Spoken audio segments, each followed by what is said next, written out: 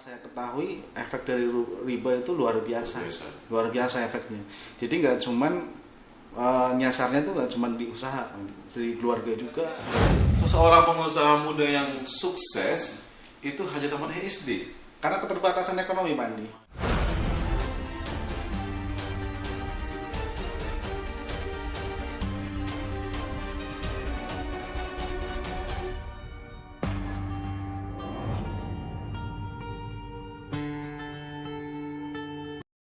Assalamualaikum warahmatullahi wabarakatuh. Selamat pagi Rangers MPM di seluruh Nusantara. Alhamdulillah ketemu lagi dengan saya Andi Farabi dalam program kesayangan kita, Bincang Santai. Di pagi yang cerah ini, bincang santai kita kali ini adalah dengan seseorang pengusaha muda yang memiliki cerita hidup yang Masya Allah. Cerita hidup yang penuh dengan lika-liku dan insya Allah bisa menginspirasi teman-teman Rangers MPM di seluruh Nusantara. Beliau adalah Mas Yofi Hidayat. Assalamualaikum Mas Yofi Hidayat. Waalaikumsalam warahmatullahi wabarakatuh, Pak Andi. Masya Allah. Apa kabarnya Pak? Alhamdulillah sehat, Pak Andi. Sehat ya? Segar sekali sepertinya. Alhamdulillah Ya. Tetap disyukuri terus ya. Alhamdulillah. Oke.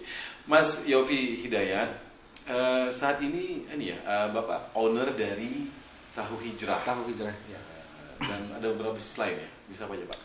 Kalau untuk bisnis kita bergerak di bidang kuliner sih, Pak Andi. Kuliner ya. Fokusnya di kuliner. Kuliner.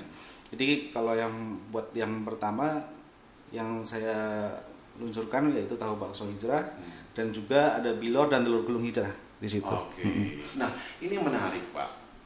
Hijrah. Ya, ini ada berhubungan dengan cerita hidup atau pengalaman hidup? Pastinya tentunya ada, Pak Andi. Baik. Iya. Boleh ceritakan Pak? Iya. Pas waktu itu saya pernah bekerja sebagai karyawan ya. Oke. Di counter HP selama 6 tahun. Dan dari tahun 2009 berakhir di 2014. Oke. Setelah itu karena saya berkenalan dengan banyak orang yang dimana itu entrepreneur yang lain, pengusaha yang lain, beliau bergerak di bidang es tadinya, Pak. Okay. Nah, saya mencoba untuk bermitra dengan beliau itu. Es cappuccino waktu itu sempat saya mempunyai 2 outlet. Okay. Cuman qadarullah waktu itu gagal, bangkrut. Nah, gagalnya apa Pak? Boleh tahu nggak? Karena yang pertama itu karena nggak fokus untuk mengelolanya, dan juga yang kedua karena es cappuccino pada waktu itu musiman, Pak Andi. Okay. Jadi ketika datang lagi es yang lain, otomatis yang lama ditinggalkan, gitu, berganti dengan yang es baru. Itu berjalan dari tahun 2014 ke tahun 2015, berarti setahun itu waktu itu. Setelah itu saya usaha harum manis. Gitu. Okay. Itu jajanan bocah sebenarnya itu. Kuliner semua Pak ya? Kuliner juga itu. Cuman itu bertahan hampir setahun waktu itu. Cuman di saat perjalanan waktu usaha pertama dan kedua, di situ memang terselip modal-modal yang memang itu berbau-bau riba gitu. Karena waktu itu saya ada pinjaman dari koperasi waktu itu. Gitu. Cuman saya karena jahilahnya saya kan belum tahu itu waktu itu kalau itu ternyata jadi riba. Hijrahnya dari riba Pak ya? Dari riba. Nah, mulai hijrah itu berapa Pak? Mulai hijrah tahun awal 2016, Pak. 2016 berarti sebelumnya adalah zaman jahiliyah gitu. Okay. Karena memang berbisnis dimulai dengan riba tadi. Riba gitu. Okay. Nah, tapi terbersit untuk stop dari riba itu kenapa? Sebabnya apa Pak? Sebabnya dari situ kok hidup nggak tenang, Pak Andi. Oke. Hidup nggak tenang dan juga gelisah. Kalau bahasa Jawanya geringsang gitu. Kayaknya kan gersang sekali gitu. Usaha juga tadi bangkrut. Pasti. Ya? Itu waktu itu 2 kali usaha ternyata itu bangkrut. Okay. Saya juga waktu itu belum tahu, Pak Andi, apa itu riba, efek dari riba atau besarnya dosa riba, saya belum tahu waktu itu karena masih sangat jahiliyahnya gitu. Setelah saya bertemu sama teman saya yang di situ ada beliau itu sering kajian gitu, saya diajak waktu itu. Pas salah satu temanya itu tentang riba juga gitu. Nah, dari situ saya mulai tertarik untuk belajar di situ. Ternyata setelah saya ketahui efek dari riba itu luar biasa efeknya.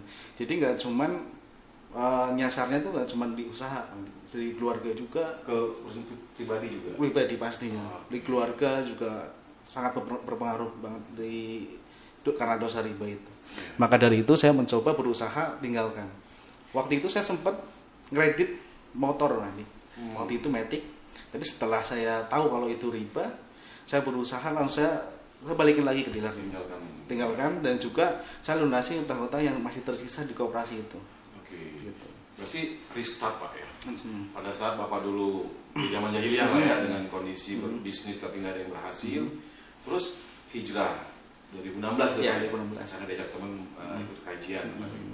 Nah, untuk start awal itu bagaimana? Start awalnya ini ada kisah yang menurut saya ini luar biasa Pak. Oke. Karena janji Allah, apabila kita meninggalkan sesuatu yang buruk karena Allah akan gantikan yang jauh lebih baik dari itu. Dari situ berjalannya waktu, saya waktu masih jualan aromanis itu posisi saya udah mulai hijrah Pak. Oh, sudah mulai hijrah. Jadi saya diperkenalkan juga sama Pak Hari waktu itu. Beliau orang Jogja. Cuman tinggalnya pas itu di tempat saya ngelapak waktu itu. Tiba-tiba perjalanannya waktu, ada beberapa minggu kita kenalan. Beliau tiba-tiba pas mau menjelang maghrib beliau manggil saya. Oke. Mas Yofi, nanti ada waktu nggak? Kapan Pak De? Nanti habis maghrib kita ngobrol. Oh iya, siap. Setelah habis maghrib saya berjumpa lagi dengan beliau, langsung saya tanya, ada apa Pak De? Mohon maaf sebelumnya. Udah punya gerobak belum? Okay. Belum. Pak De, kenapa? Ini Mas, saya punya gerobak. Okay. Tadinya mau saya jual. Bahkan orang yang mau beli udah kesini. Tapi entah kenapa, ini mungkin rezeki dari Allah buat sampean. Saya nggak jadi jual, ini buat sampean semuanya. Itu pertamanya Pak De. Dari awal itu saya ditanya, ini kamu ada gerobak terus mau usaha apa? Saya waktu itu masih bingung. Setelah ada seminggu dia tanya, tuh perabotan ada apa enggak? Belum ada. Udah nggak usah beli, pakai perabotan punya saya. Nah, dari minggu pertama dan minggu ketiga beliau menanyakan lagi, udah ambil keputusan mau usaha apa? Waktu itu ya udahlah, usaha tahu bakso aja seperti Pak De waktu itu. Ya udah, besok ikut saya ke pasar. Dari situ beliau bilang begini malamnya, Mas besok nggak usah bawa duit, besok nanti saya yang akan modalin semuanya. Ini rezeki dari Allah buat sampean, bukan dari saya hanya perantara. Oke. Jadi awal muasal saya usaha ini memang sebenarnya bisa dikatakan tanpa modal Bandi. Tanpa modal. Dibantu Masya Allah itu. Karena sudah mulai hijrah tadi. Sudah mulai hijrah. Makanya Bapak benar ya, ini janji Allah luar biasa ya. Apabila kita meninggalkan sesuatu yang buruk Allah akan mudahkan. Ganti dengan yang jauh lebih baik. Terbukti Alhamdulillah. Masya Allah. Baik Pak, jadi 2016 start awal dengan tadi diberikan Allah kemudahan, ada orang yang membantu running, dan sekarang memiliki hampir 18 outlet ya. 8 yang tahu hijrah, 10 yang usaha yang lain ya. Dan juga ada 5 reseller. 5 reseller. Reseller aktif ya buat frozen food. Frozen food, Masya Allah. Ini berarti omsetnya udah luar biasa ya, Masya Allah. Ya, Alhamdulillah. Rezeki. Sudah mempunyai karyawan Pak ya? Ada kurang lebih ada 8 tim kita di tempat produksi. Gitu. Dan bagaimana Pak Yofi mengelola karyawannya ini? Apakah untuk mengelola karyawan kita memang visi misi kita kan, karena saya juga terlahir dari orang yang nggak mampu, dan juga saya harus terpaksa memutuskan sekolah atau tanda kutip tidak melanjutkan lagi waktu itu sampai SD doang. Sampai SD? Sampai SD. Dikarenakan berarti tidak SMP Pak? Tidak. Wah, Masya Allah, ini artinya seseorang pengusaha muda yang sukses itu hanya tamat SD. Karena keterbatasan ekonomi Pak Andi. Jadi terpaksa saya, karena juga saya punya adik yang dimana waktu itu bapak saya sakit. Jadi tidak ada lagi yang maksudnya untuk mencari. Tamat SD bekerja gitu? Bekerja. Dari tamat SD luar biasa, inspirasi luar biasa nih ya. Artinya ya tidak semua orang yang tidak berpendidikan itu tidak sukses ya. Bisa sukses sebenarnya asal memiliki niatan belajar. Masya Allah. Niatan belajar gitu. Oke. Cuma dari situ makanya saya termotivasi. Salah satu visi misi untuk saya mendirikan usaha ini juga salah satunya untuk bisa bisa banyak bermanfaat buat yang lain. Baik. Karena sebenarnya bisa aja Pak Andi kalau sekedar hanya cukup untuk saya dan keluarga, mungkin saya nggak harus membuka banyak outlet. Tapi dengan keadaan yang sekarang, memang yang namanya pergaulan bebas itu kan banyak anak muda yang lepas gitu, lepas kendali. Maka dari itu saya punya keinginan untuk membuat wadah yang dimana Allah berikan amanah. Ya salah satu usaha saya ini saya manfaatkan itu buat jadi wadah supaya anak-anak muda itu yang tadinya nggak pada bekerja, saya rekrut untuk mereka pada bekerja. Menarik mereka. Dan juga di dalam peraturan ini kita nggak harus lulusan kamu apa, dan kita nggak melihat dari detailnya gitu. Apa parameternya? Parameternya yang penting saya berusaha kalian itu ya harus jujur gitu. Dan juga kalau di usaha saya ini kalian ya untuk wajibnya harus sholat gitu. Kalau nggak sholat ya otomatis saya harus keluarkan sama dikeluarkan. Gitu. Jadi itu syarat mutlak. Harus wajib. Wajib sholat 5 waktu. Iya. Ya karena saya memberikan motivasi, ini sholat juga bukan buat saya, ini buat kalian semuanya gitu. Buat kalian semuanya gitu. Tapi kondisi sekarang bagaimana? Karyawannya semua sholat? Alhamdulillah. Alhamdulillah sholat gitu. Ini banyak perubahan, bahkan dari pihak-pihak keluarga mereka pada senang dan mendukung sekali gitu. Karena yang tadinya jarang sholat, alhamdulillah ikut saya. Awalnya mungkin terpaksa ya. Terpaksa nih, bos nih maksa nih kalau nggak dipecat ya. Iya, karena salah satu peraturan. Terbiasa sehingga mereka jadi ya sholat 5 waktu. Iya. Masya Allah. Baik, Mas Syofi ini luar biasa ya. Jadi pengalaman Mas Syofi dari yang awal membangun bisnis itu dengan riba, terus ya gelisah, bisnis bangkrut, gitu ya, ketemu dengan teman ngajak ngaji. Ini kan fase di mana Pak Yofi itu hijrah. Yang menjadi menarik adalah pada saat membangun start dari nol itu Pak ya. Membangun usaha dari nol dengan tanpa riba. Karena orang berpikiran banyak kan, artinya banyak berpikir nggak mungkin lah bisnis tanpa riba, dari mana modalnya? Iya, ya? Bagi orang yang nggak punya modal. Tapi ternyata ada. Allah mudahkan ya. Iya. Dan salah satunya kan apa bisa bisnis tanpa harus kita pinjam ke bank, bisa asal kita juga kalau saya sendiri teringat kisah Abdurrahman bin Auf yang dimana beliau itu kan nggak bawa apa-apa, beliau hanya meminta ditunjukkan di mana pasar gitu. Di situ kan beliau belum punya modal, hanya bermodalkan niat, jujur dan juga pastinya amanah gitu.